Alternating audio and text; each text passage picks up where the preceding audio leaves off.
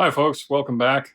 We are now in episode 3 on our series entitled Who is This That We're Following? And this is a series designed to take a good, serious look at the very nature and character of Jesus. He's the one that we say that we love and that we follow, we've given our lives to. But my bet is, if you're anything like me, you don't know nearly as much about him as you think, or certainly as you could. And so I'm just assuming that we're all going to go on this journey together, and we're going to go deep in the knowledge of God. Let our hearts be penetrated and stirred.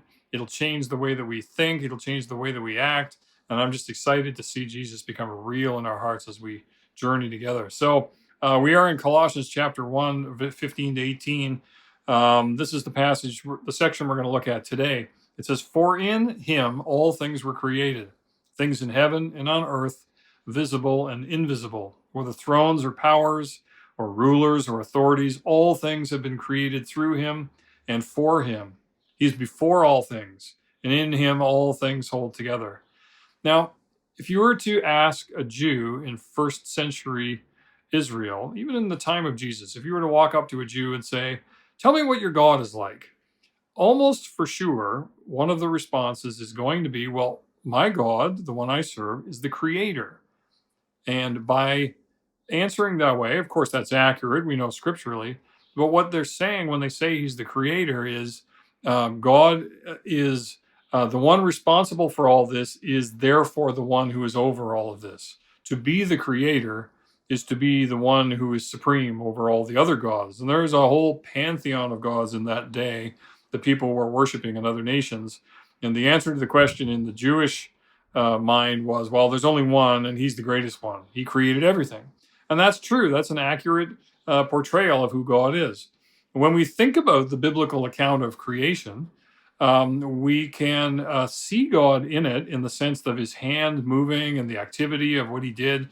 And lots of things get spoken into existence: light and darkness and planets and stars and animals ultimately, and even humans get created. What we don't see very clearly is God himself, which is kind of interesting. I mean, you know him by his work, which is valid, but you don't get a very good description of God. He kind of remains invisible and almost indescribable to some degree in this process as things begin. Paul, of course, understands that, and Paul wants to make a point in this passage.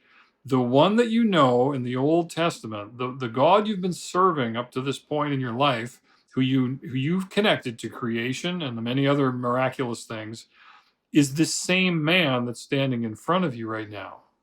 The one that you know from the Gospels, Jesus, who walked the earth and did these things, that's him. He's the creator. And I know it hurts your head to think that the creator might actually be walking around like a human, but it's him. He's really here. He's man, but he's actually God. He created it all. And when he says he created everything, I mean, he means everything. And he even goes on to describe that, the way the passage reads: things in heaven, things on earth, visible, invisible, thrones, powers, rulers, authority, all things created by God. All things created specifically, the passage says, by Jesus himself. He's the creator.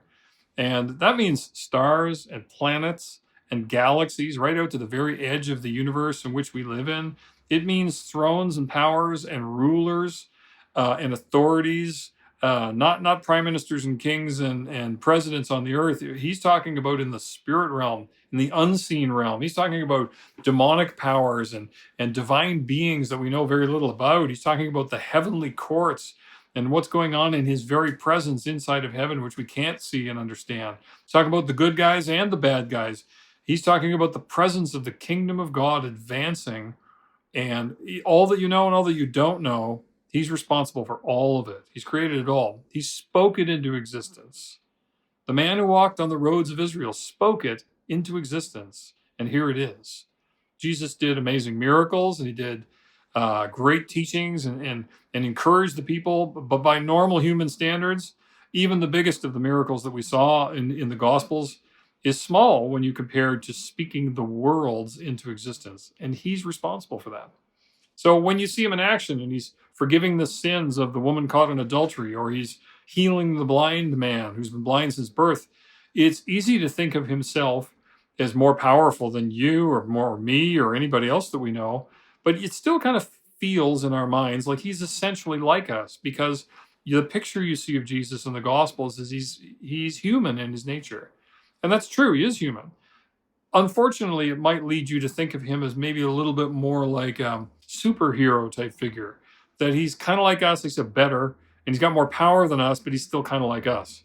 It might even cause him to feel a little bit less real. If you really were looking in the recesses of your heart, you might start to think, yeah, Jesus, I know this about you, but it's the very thing that keeps me separate from you, because how can I feel you're real when you are so unlike me? You're like me, but you're just not, and it can't be real, so therefore there's a disconnect. And I just want to say this really clearly. If that's where your thinking lies right now, and if that's kind of the trap that you're in, you're not alone. There's a whole lot of people like that are just in exactly that spot, that Jesus has become a good teacher, and Jesus has become a model for how to live rightly. And to some degree, he's got a powerful life and ministry. And of course, he's the God of salvation. He's the one who gave his life for you, and so you've earned your salvation. But there is a disconnect, and lots of people feel it in our day, because he seems very real, and it seems like an awfully long time ago. I just want you to know, if you're thinking that way, let's raise the bar of expectation. That if that's the level of revelation you ever expect to have concerning Jesus, I encourage you to raise the bar. There is a whole lot more that he wants you to discover about himself. And even that phrase is a strange phrase, but let me say it again. There's a whole lot more that Jesus wants you to know about him right now. He's alive right now. He's active right now. He sees us. He's aware of what we know and what we don't know, and he is interested in revealing himself to us. He's not distant and disconnected and uninterested. He's very interested and wants you to see more and know more. And so let the bar be raised in your thinking. Jesus, the God man, created everything. And let that reverberate around a little bit and stir your heart. We'll move on to the next section, where it says that not only did he create everything, but everything that got created through him and for him. Now, you're going to have to let your mind reach for this one. Jesus, who you love and you say that you are following, has created all things by an act of his will. Jesus made choices and decisions. And by an act of his will, he said, I want this. And I want it to look this way. And I want it here. And I want it there. It's my choice. It's what I want. Now, I've exerted my will lots of times in my life. I don't ever do anything amazing. And Jesus spoke things into existence because he wanted them that way. And interestingly enough, Jesus, by an act of his will, made you and put a spirit in you and sought you out and opened your heart to him, so you could see him and know him and believe in him and give your life to him and follow him. It's an act of his will. This is what he's like. It's what's going on in the inside of him as he looks out at us. And even more than that, the passage says that he created not only through him, but also for him. Now, feel the power of that statement. Jesus created all of this, and you and me, for himself. All that exists is here for him. He chose it for that purpose, for his own joy, his own pleasure, his own experience.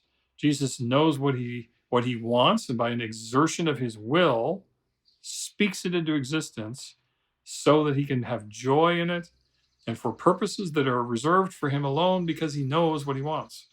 So put yourself back in the story of the storm that blows up, and Jesus is asleep in the boat. There he is, he's sleeping. The disciples are panicking because they think they're going to die from this terrible storm, and they wake him up. And when they wake him up, they accuse him, of course, of not caring. Don't you care that we're going to drown? And Jesus turns to the storm and with a word speaks to it, and the storm dissipates and it's gone. And what they think is that a great teacher, a man of power, and the Messiah, they think, a human leader, got in the boat with them. What they don't realize is that the one who said to the land in the nation, here's where I'm going to put the lake, and the boundaries are here, And here's where the water will go in. And here's where the wind patterns will come down the sides of the hills that rise up on the sides of the lake. And here's the kinds of storms that will take place on occasion. And this is the land that we'll call Israel, to be placed in this area of the earth. And on it goes. Jesus created the whole thing. He got in the boat on a lake that he spoke into existence. They didn't see that, and they didn't understand that. Kind of explains a little bit why they would say to him, why he would say to them, "Where's your faith?" Because what they didn't realize was that the creator of all things got in the boat with them. Of course, he should have had some faith. Do you think that Jesus doesn't know what's going on right now with COVID-19? Do you even for a second believe that he is a little bit blindsided by all this too? Not a chance. He knows your situation. He knows the situation of every individual, of every believer and every unbeliever, of every church community and every business, failed economies and corrupt leaders and all of it. He knows it all. Jesus knows. He knows what's going on the earth. He is not unsure what to do next. He's not too busy to care. He is active. He is present. Forget all the confusion. Jesus is the one who spoke the earth into existence. He is the firstborn of all that exists, and all of it exists for him. And it's not just here, it's actually here by an exertion of his will for his good pleasure. Jesus, who are you? What are you like? And what are you doing in our land right now? And then finally, the rest of the verse says, he is before all things, and in him all things hold together. The idea of being before actually references time. It means he was before, he came before. And it means that before you got here and started to bring questions and ask questions and wonder why things are the way they are, he was already here. And in fact, he was here before all of it. Before there was anything, Jesus was here. He's the starting point. And on top of that, it says he holds all things together. Mind-blowing concept. Everything that exists is being held together by the one who spoke it into existence. Your heart is beating in your chest right now, and you're breathing in and out, and you should just do that. Take a breath. Because Jesus is holding you. He's allowing you to be on the earth. He's allowing you to live. Your heart is beating, your chest, and you're breathing in and out because he's holding you. Because that's what he does. He holds all things together by the will, his own will, by the power of his word. He's the man from Nazareth that walked on the streets of Israel. He interacted with people. He touched sick people. He taught brilliant things. And yet here he is calling us, saying, come near to me, abide with me, and come near so that you know me well, as close as a vine is to a branch. Apart from me, you can do nothing, he says, John chapter 15. The disciples didn't understand all of that, but they were compelled by what they saw, weren't they? Peter said at one point, when Jesus said, are you going to leave too? And Peter said, we can't. You have the words of life. I don't even know what you're talking about, but you're so compelling, I have to stay with you. And you know what? This is your destiny too. It's to feel the power of discovering that the one that you pray to each night when you put your head down on the pillow is the same one who walked on the earth and felt the pain of it just like you do. And he felt the same pain and the same struggle just like we do.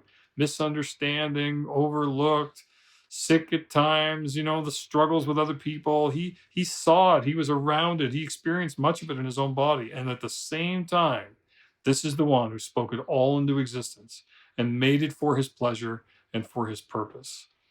We need eyes to see Jesus. Let our hearts burn for him. So Jesus, we just ask you right now that you would release the spirit of wisdom and revelation and the knowledge of who you are, so that our eyes would be open, that we would see you and know you, that we would have passion within our own hearts towards you, and that we would be stirred by you and follow you everywhere that you go. Jesus, we say, take us deep in who you are and let us love you more than ever before. In your name we ask. Amen. Bless you. See you next time.